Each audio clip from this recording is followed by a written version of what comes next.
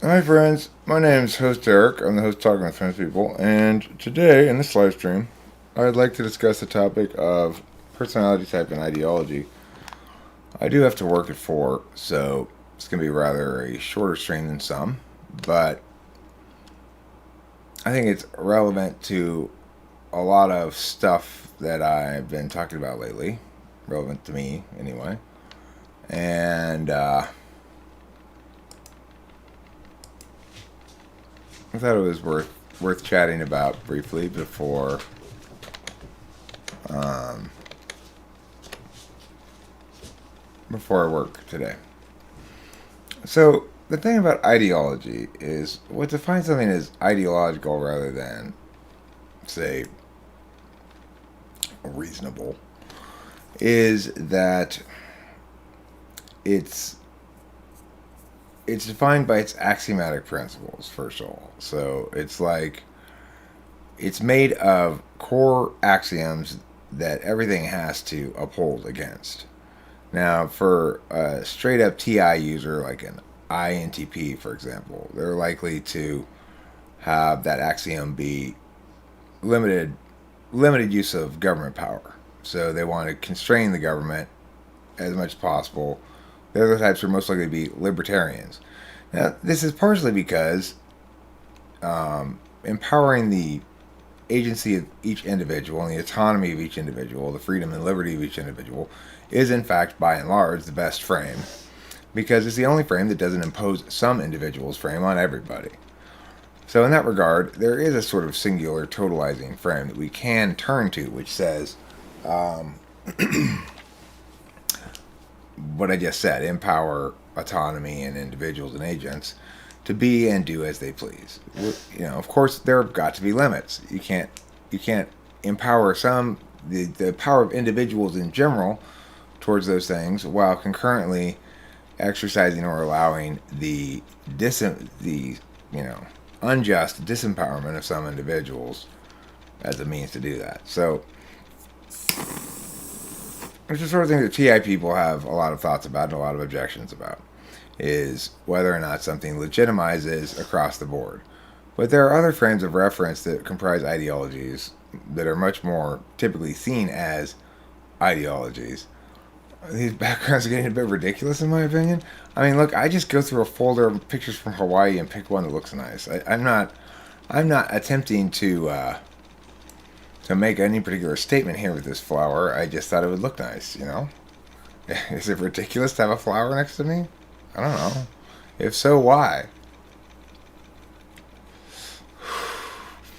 So anyway, the kind of ideology that you're likely to see correlating with FI types, especially, uh, FI second slot, FI first slot, um, is probably a very left leaning worldview that says poverty and deprivation are conditions for which society is responsible, and that instances of the opposite of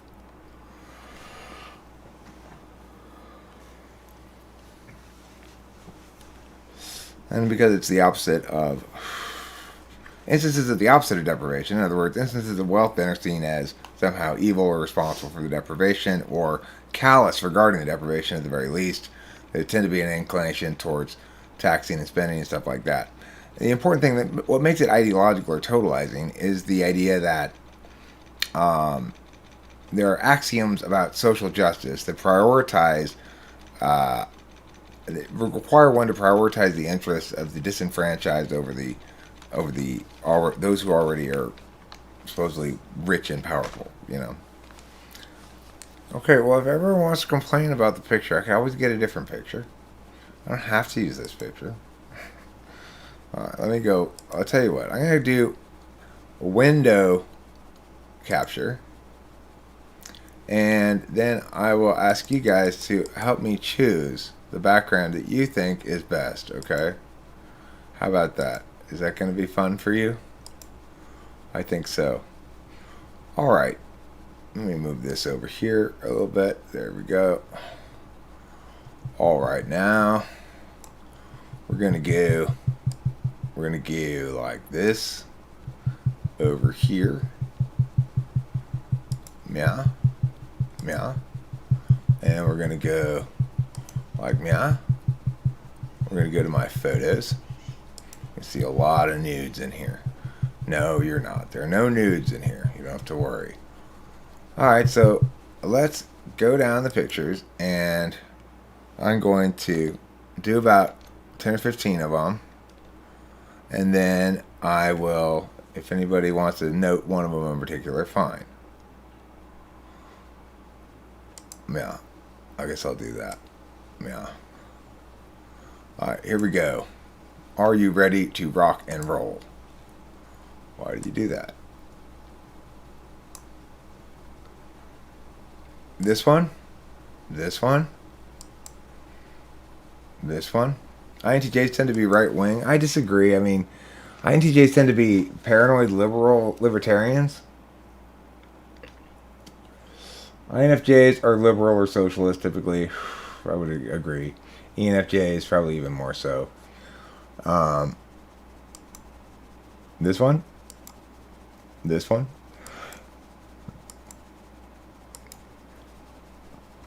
You know what? I think I could probably delete this one because it's got half of my head cut off. And we could probably delete this one because it's got half of her head cut off. Oh, that's a good one because Rachel looks really good in that picture. This one, if anybody sees something that you think, would you like to try this one? Let's try this. Does this seem appealing to you? You want a picture of the cat? Well, let's see if we can find a picture of the cat.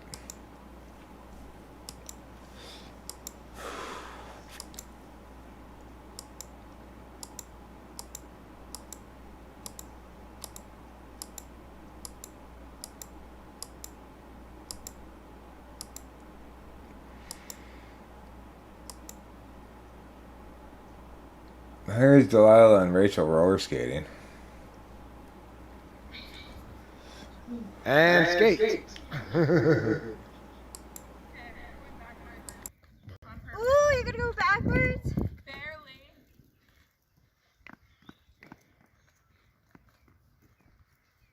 Joust.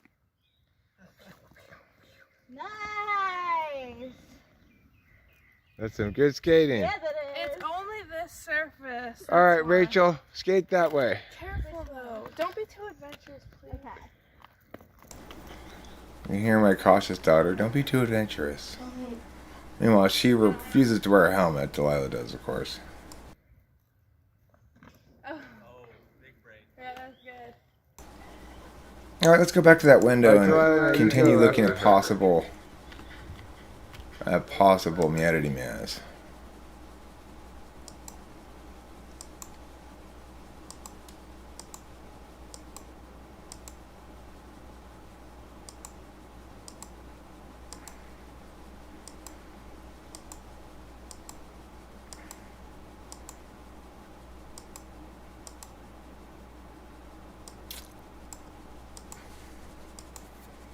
Look, everybody.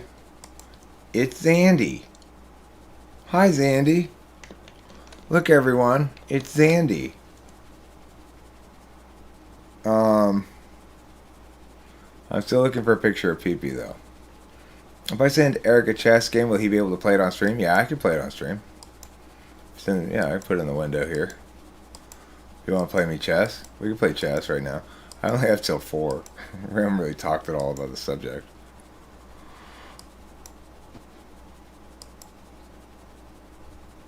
How about this one? This is a kind of a nice picture, huh? This is a kind of a nice picture. That's one I use as background for my America stuff. That one with the America thing there.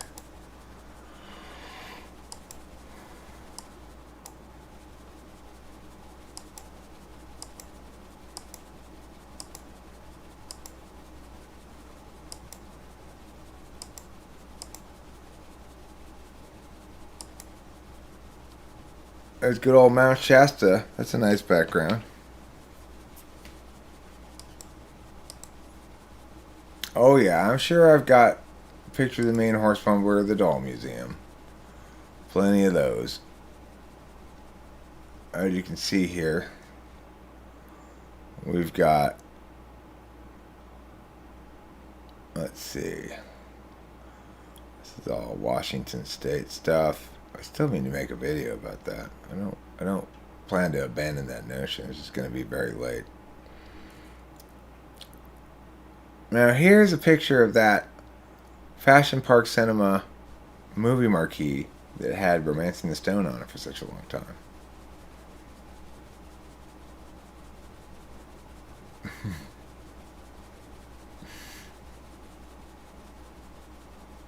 Billy Death Lives.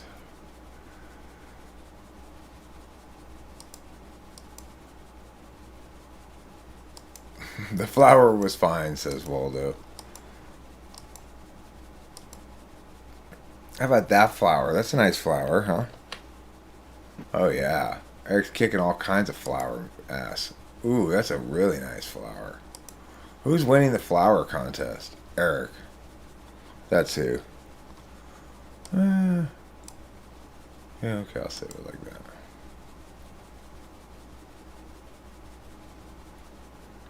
Yeah.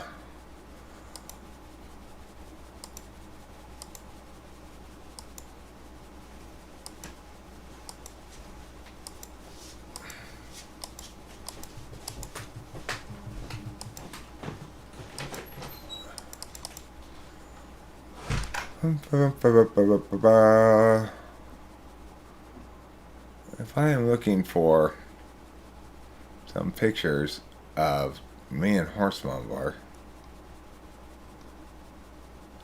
I'm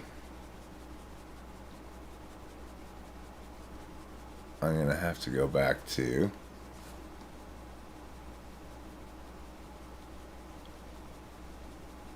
let's see. It'll have to be further than that. It'd have to be January.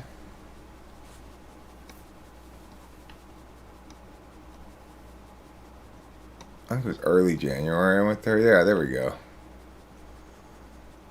Me and Horse Mumbler sitting in a tree. Kissing. Well, there's one of me and Horse Mumbler. I think maybe we should use this picture though. Seems like a nice picture.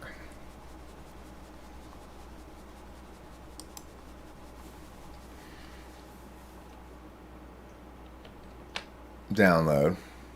You're a lefty? Well, what personality type are you?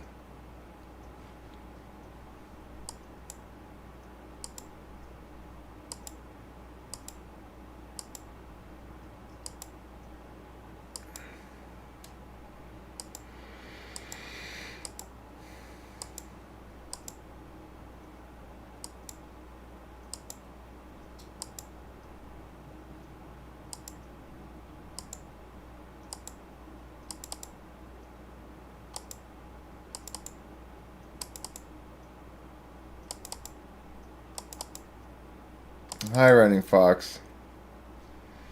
What dairy product are you made out of today? Even if C.S. Joseph is a con man, he's still right about the functions? Really? If he's right about the functions, then I must be an ESTP, I guess, huh?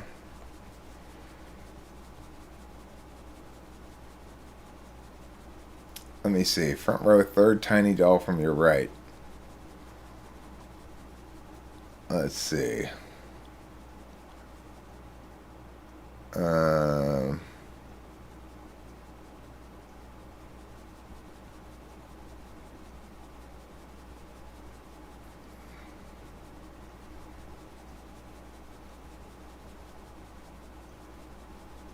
don't see it. Maybe this one. This one here.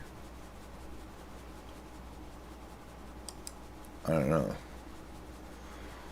Alright, well, sorry as I continue to sort of going through these pictures, I sort of got immediately off topic. I am basically just killing time till I work at 4 o'clock, so you'll have to forgive my total failure as a live streamer at the moment. Would you like some nice tree pictures? I got a lot of nice tree pictures. You know? That's a cool picture. I'm sorry, I'll try to be more fun. I'll stop looking through my pictures. Fine. Fine. Be that way. See if I care. Look, what I'm going to do right now, I'm going to make you a background extravaganza you've never once before experienced. And you're going to know for the first time what truth and glory and wonder are. Okay? These are all things I'm doing for you today. Why? Because I'm special like that. That's why. Because I care about you. I care about entertaining you. I care about my backgrounds more than anything in the world. And I care, except for your mom's face, which I care about just as much. Okay, here we go. Now you are going to see the glory of truth and the truth of glory. Are you ready? Piao. We're going to make that smaller like that. We're going to piao it over here. We're going to piao it again. As piao, as per piao. We're going to piao it up over here. We're going to piao it down here in the following fashion. Then we're going to piao it back up over here. And now we are cooking with proverbial gas. Okay? So everyone can just stop complaining now. Now that they know the truth about glory and goodness, which can be hard to learn. It's not something that everybody learns right away. These are complicated truths we're talking about. Okay, we're back. We're back. We're better than ever. You were afraid we were gone forever, but you were wrong.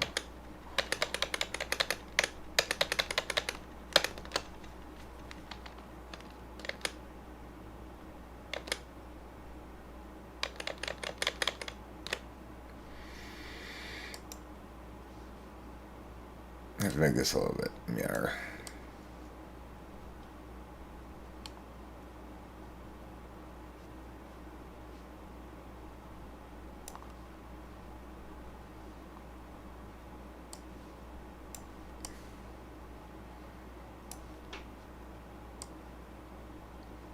You know, it's like, why don't you just be the right size? Asswipe. That's what I'm saying in my pictures right now. Just be the right size, you know? Just stop being a jerk about things. Is that too much to ask for? I don't think so. Okay, there. Now, that's just going to have to do. So, what were we talking about? I've completely lost my place. Completely lost my place. Look at that beautiful flower. Doesn't that make you think of the days of yore when you were really into flowers? And you saw those beautiful flowers that one time. Doesn't it make you think that? It does me.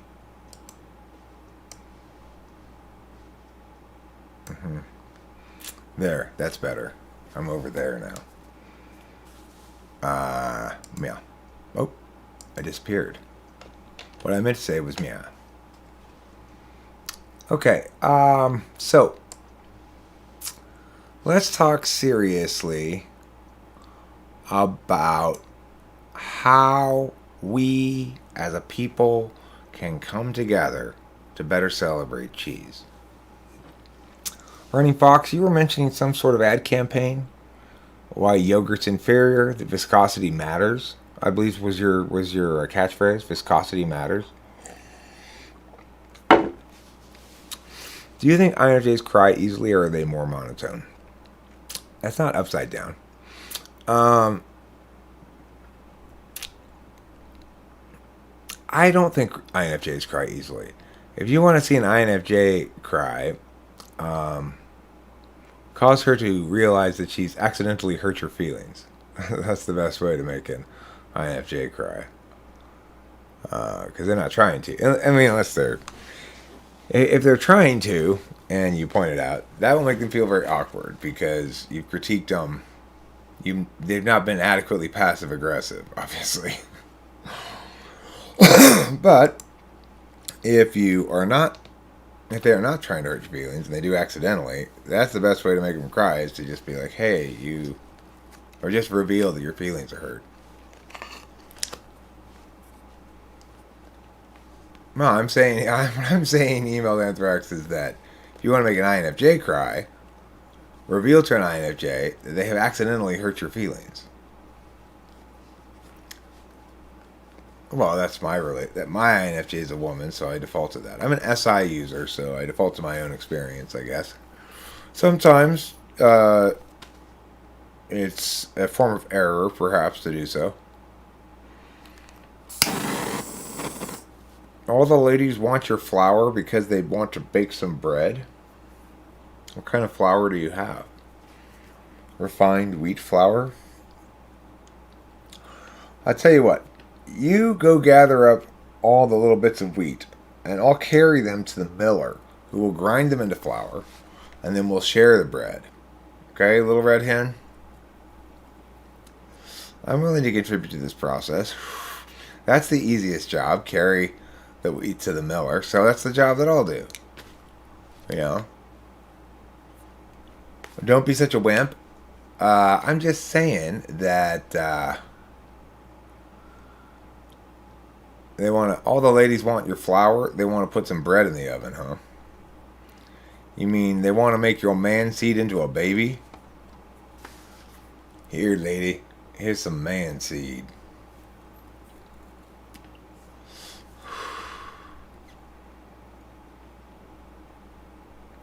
Eric, is the aqueduct heavily trafficked with people? No.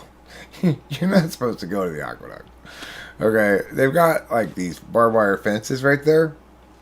But someone, not us, had like cut the bottom ones and then took the top ones and clipped them together like that, right? To make it very easy to walk under it. I just want to see what was on the other side of the fence. There's a little teeny hill. The fence is at the bottom of that little teeny hill right there, right? So I walked up the little teeny hill to see what was there, and I was surprised, shocked really, to discover the aqueduct was right there. Oh, that's the aqueduct.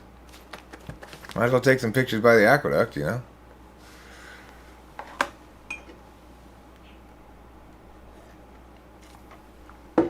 Right. The thing is, if the fence had been intact, if it hadn't been that easy to get past the fence, I literally just had to duck a little bit.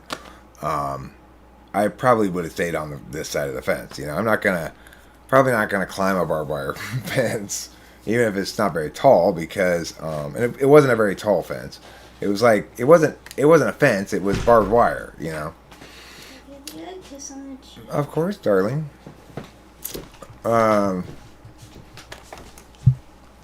So yeah, we just walked up there to the hawk to take a couple of pictures. That's all. I mean, obviously, they didn't intentionally do it that way, the keepers of this fence. But the other thing is, it wasn't like it was very far away from some central water thing, right? There's like a water processing plant just a little ways down. And I don't know. I mean, my take on it is, this is what it means to live in a world of fear, right? Where we think you've got how many hundreds of or thousands, even potentially, I guess about I don't know how many miles it is. Probably about 1,000 miles of aqueduct in California going down the state, and you think that you're gonna secure it to prevent somebody who's determined to get in there and put something in it completely. You're crazy. You just have to accept the fact that humans live with a certain amount of risk, and they have to rely on other humans to be basically decent and sane. Sometimes they're not, and that justifies some securitization, but not that much, you know. And so it's like, I kind of, while we were there at the aqueduct, I felt like, okay, well, you know, this is a weird situation, because normally I tend to follow those kind of rules by default. I don't tend to go over fences to say no trespassing or stuff like that. But, you know, that's as much mine as it anybody else's. I'm a citizen of the state of California. And the fact that it's surprising that I can walk up and look at the aqueduct is depressing and or weird, you know?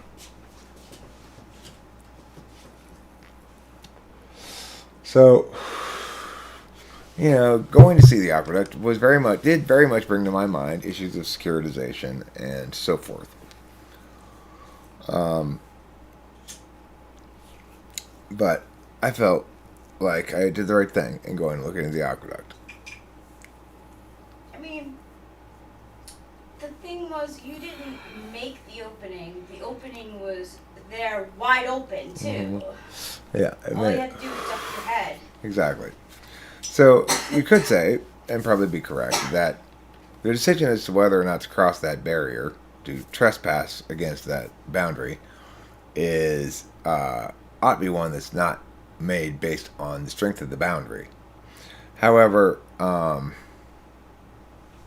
reality tells us something different. you know, Rather than make a concerted effort to go see the aqueduct, for which I have no real reason to go see, I'll simply take advantage of a random opportunity to go see it easily enough, and evaluate that as an appropriate enough boundary crossing, in part because of the mitigating circumstances.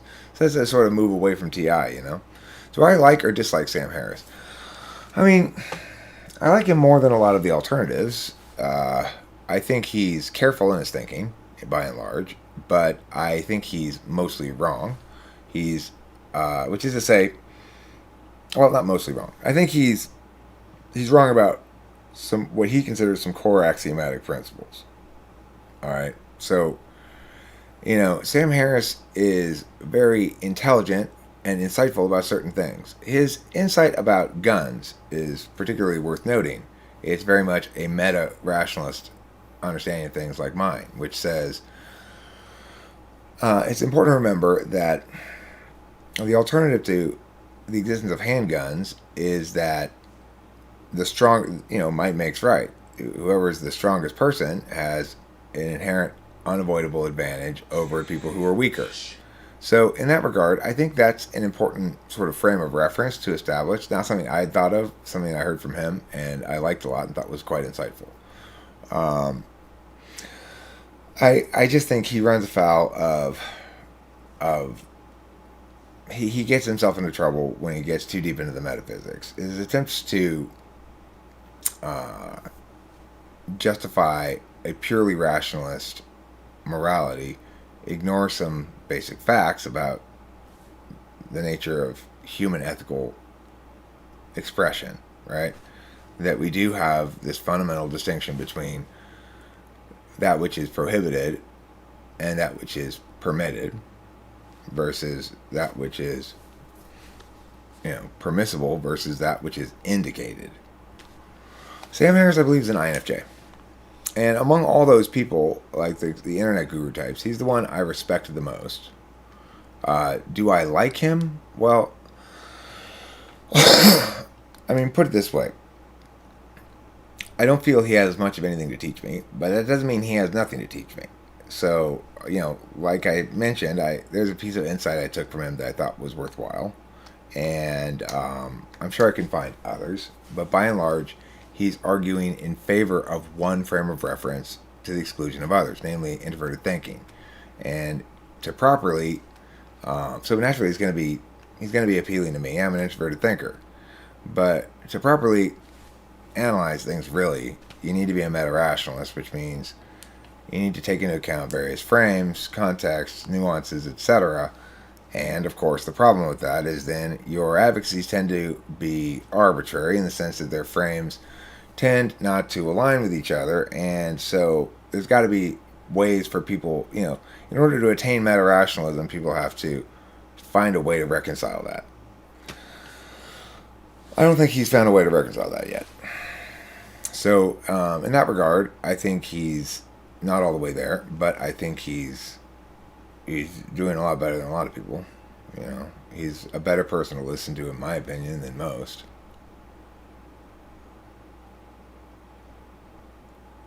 I appreciate the question, by the way. I think Sam Harris is somebody worth talking about.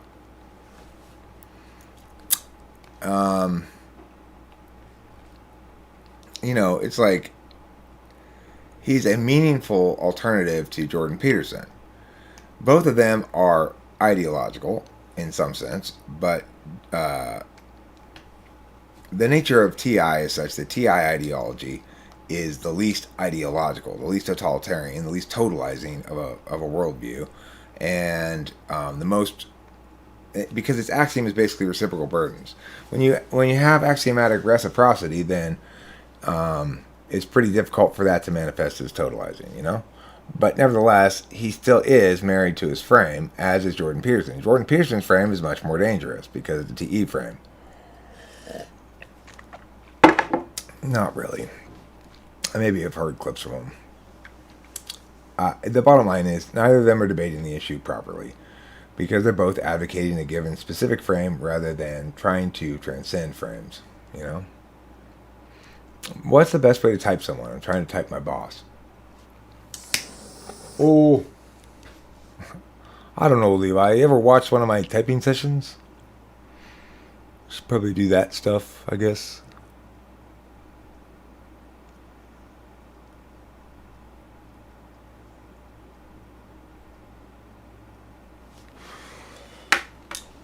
Well, look. Right. Well, religious tolerance is surely better than religious war. Tolerance is not without its liabilities. Our fear of provoking religious hatred has rendered us incapable of criticizing ideas that are now patently absurd and increasingly maladaptive. Well, I mean, any good thinker is going to agree with that statement, by and large, to say that. But see, that's not just religious tolerance, right? It's all relativism. It's moral relativism across the board. The problem Sam Harris has is he runs across this fundamental contradiction that he can't quite bridge, which is he's not a moral relativist, absolutely not, but he doesn't want to justify any of his moral absolutism by appealing to any sort of God or magical thinking. He wants to separate the two entirely, but he doesn't want to address the fact that you cannot meaningfully understand whether any action upholds a positive moral indication without including some frame of magical thinking. So that's the fundamental problem that he runs into. He is still trying to bridge it. He still doesn't get it, right? He can't beat magical thinking without magical thinking. And he's trying to do that, right? He's trying to have rationality encompass everything. And magical thinking be reduced to a purely utilitarian concern that people may justify engaging in faith for their own utilitarian reasons, but, you know, we can never affirm it at all as an affirmation. Well, I mean, I would tend to agree that we're misplacing our understandings of how to apply faith when we try to affirm it as an affirmation, but so too when we try to negate it as a negation, which is something Sam Harris is wrestling with. He's got a contradiction here that he's not able to reconcile. With JP, he's not even interested in addressing the contradictions. He views everything through the utility frame and doesn't understand that some things are not best validated through that means. He determines whether something is legitimate or scientific enough based on the amount of empirical data or studies done, regardless of whether those empirical data mean anything or whether those studies were purposefully executed while accounting for the necessary frame of reference to validate the thing in question, you know? There are different kinds of things that psychology do, and they have different frames of reference that need validation in different ways. Jordan Peterson ignores that completely. So that's why he fails, you know? It's easy to say why the other people fail if they do. But I think of another person on YouTube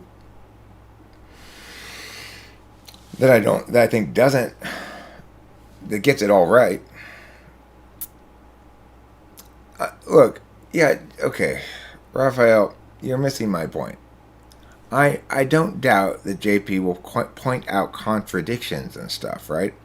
What I'm saying is he has as axiomatic a single legitimizing metric that he applies to everything, whether it's appropriate or not. He also has a predominant explanatory metric of evolution, which renders basically everything he's saying bullshit.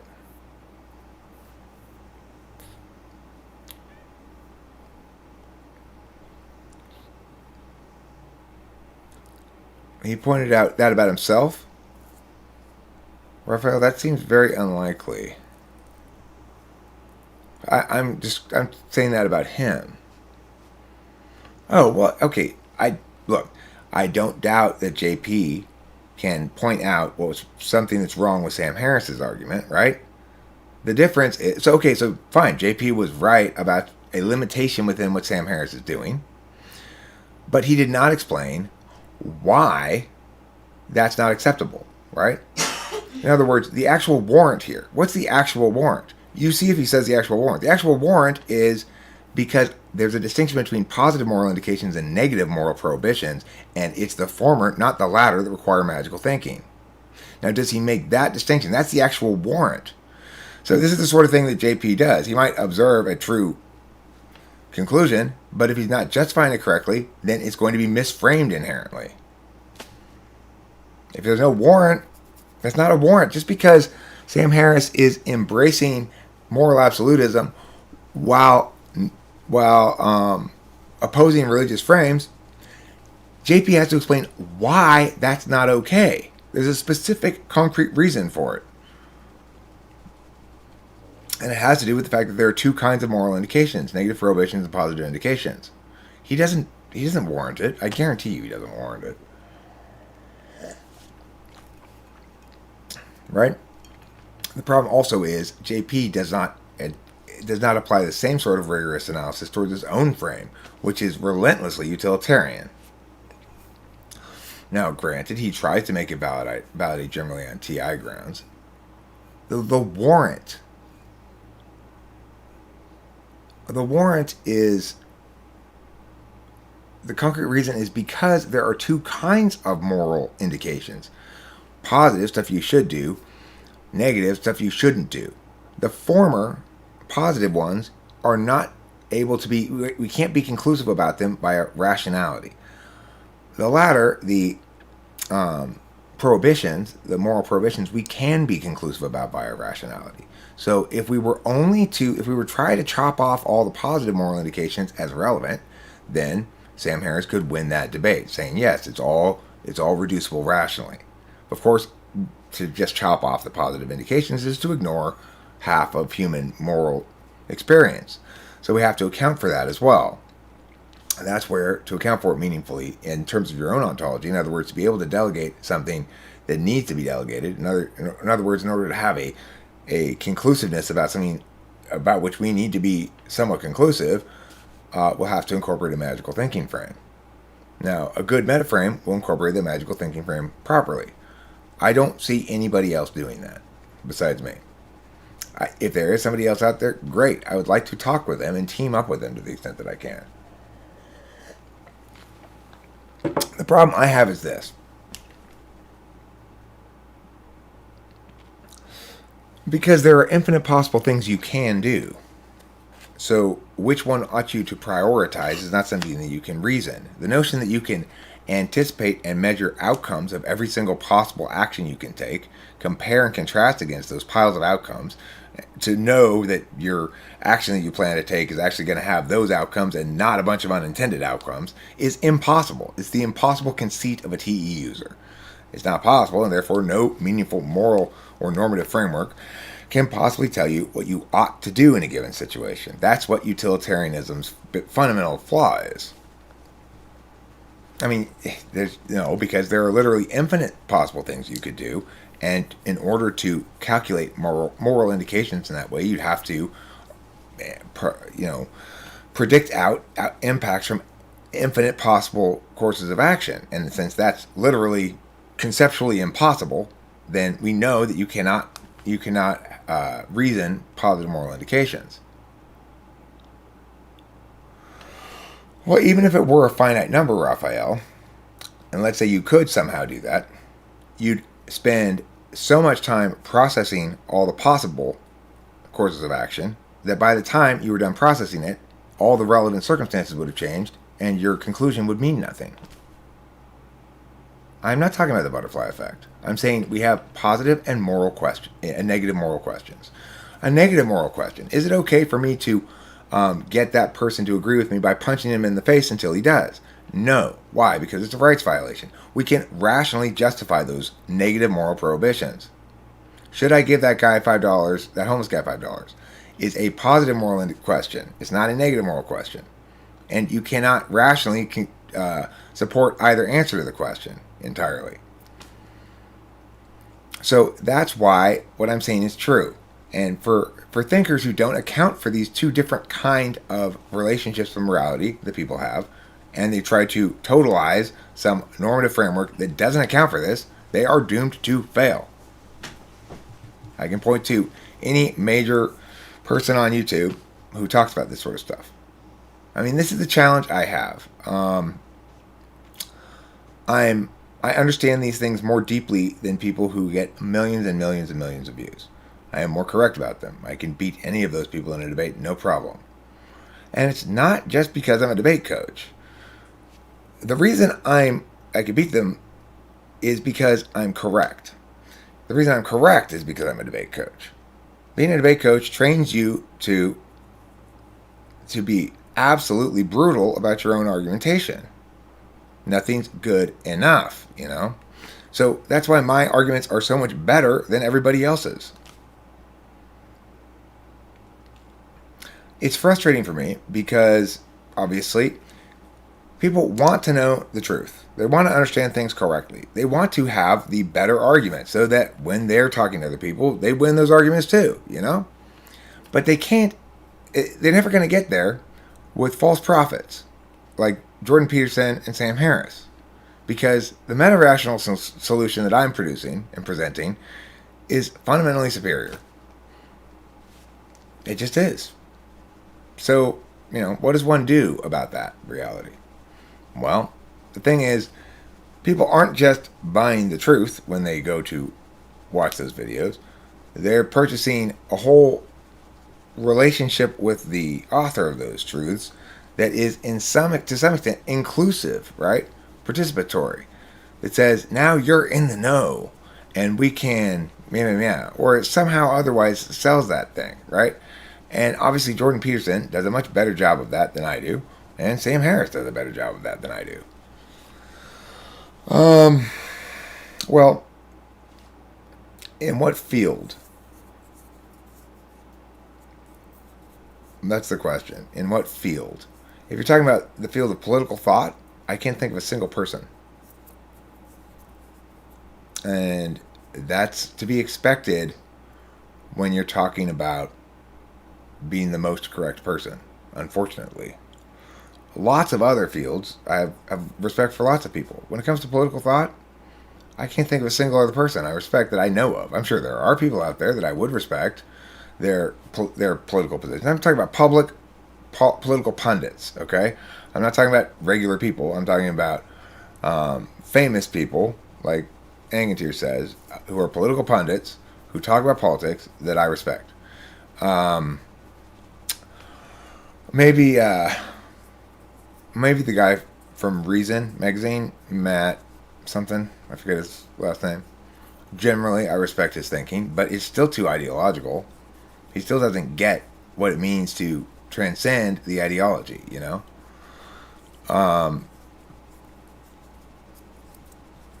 mean, this is the thing, Raphael. I understand that that's a reasonable conclusion to draw. What Raphael says. Eric, you're either fucking crazy or way too smart for me or something like that. Neither. It's just a crazy situation. It's a crazy situation. It is very rare in life that any person can reasonably claim that, you know, I'm right about everything in this broad area of topic, and to the extent people disagree with me, they're wrong. And I'm making that claim in two broad areas of topic: typology and politics. But I've yet to encounter any indication of the contrary. You know, I just haven't. I've talked with typology about lots of people. I've explained why my approach is better. All the smartest people I encounter agree with me, and my approach is superior because it actually articulates things in meaningful ways. It's not just chock full of undifferentiated bits of metaphor and other kinds of analysis. So, I mean, that's just how it goes. I don't think I know all there is to know about typology. As I've articulated many times in the past, there are nodes that need to be finished within my model. So I think that the basic exoskeleton that I built is correct. But there's a lot of work to be done in terms of what the mechanics are between aspects and values and stuff like that I have not done. I don't want to do. It seems too difficult and too TI challenging and stuff. And, maybe someday an INTP will get off their lazy ass and do it for me. I don't know. Do it for everyone. It's not even for me. It's like we're just all working, hopefully, to the same goal, which is to get the system to validate as much as possible against as many different metrics as possible and to be, ideally, simulatable. If we're all on the same page there, then it doesn't need to belong to anybody. I don't care if it's not even... The problem I have is this. Here I am advocating this stuff. This is the truth about cognitive functions, blah, blah, blah. Most of the time, I'm saying those things as though they were just statements of fact. Then somebody calls me out and says, well, how do you know that? Why do you say that? And like, who are you quoting? And I was like, well, I'm not quoting anybody. I'm telling you how it is because this is what I've determined. And people go like, well, who made you king of knowing everything? And I'm like, man, I don't fucking know. I wish I weren't. No, the RNGA's job is to figure out how to standardize all the tests and shit to make them as valid as possible. I don't think I'm super smart. I've never claimed to be super smart, right? Well, I mean, sure. Raphael, I'm not talking about you. I'm just saying in general people say, well, what are you referring to? What are you citing? Where did you get that from, I mean, I can't believe that your psychologist has offered his opinion about my IQ, which is fantastic, David Sanderson. I appreciate it. So the thing is, it's like I never have claimed to be especially smart. I never have. I claim to be right, not smart. Big difference. I've encountered way too many INTPs who are much smarter than me to position myself as especially smart. I've never made that claim. I'm especially insightful. I'm especially correct. I'm probably quite wise. I'm especially clear on my moral directionality and a lot of other stuff. But especially smart? No. Now, I am smart enough to use the extreme scope of tools that I have to the best of their ability, and being somebody who is an expert on rhetoric and how arguments are made, kinds of justifications, basically an expert on where linguistics and rhetoric crosses, it gives me a unique ability to articulate the whys of things.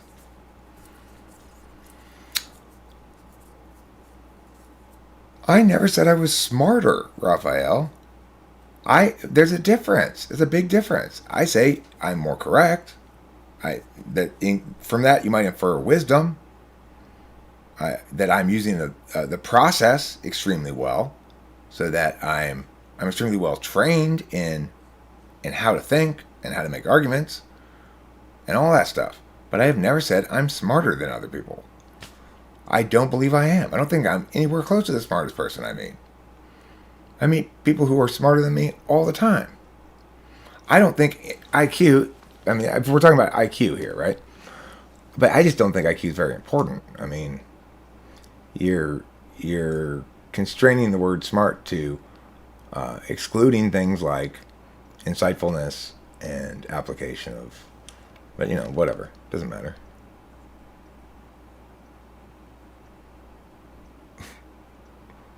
I mean, it's funny people think it's so important as to whether I'm smart or not, I'm not. It's not important whether I'm smart, because I'm not asking you to believe I'm smart. I'm asking you to say, what you are saying, Eric, makes sense. Well, I mean, for people who aren't deliberators, who don't deliberate about the ideas themselves, but rather delegate the deliberation process to somebody who's an expert in that field, what you say is true, Raphael. They're going to be influenced by my IQ. So you're more likely to believe me if you think I'm super smart than if you don't think I'm super smart. Of course, that's not a good reason to believe me, either way.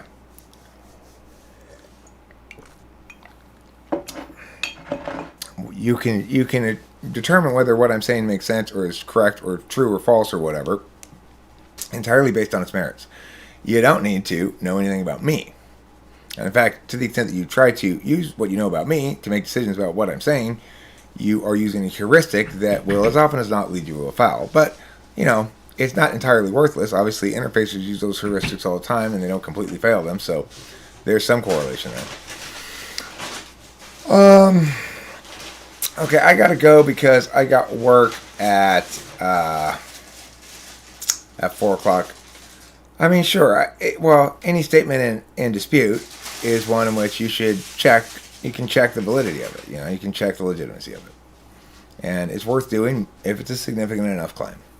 All right, so have a good one. I gotta work. I'll talk to you later.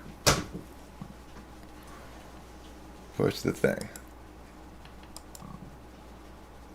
Pio, pio, pio.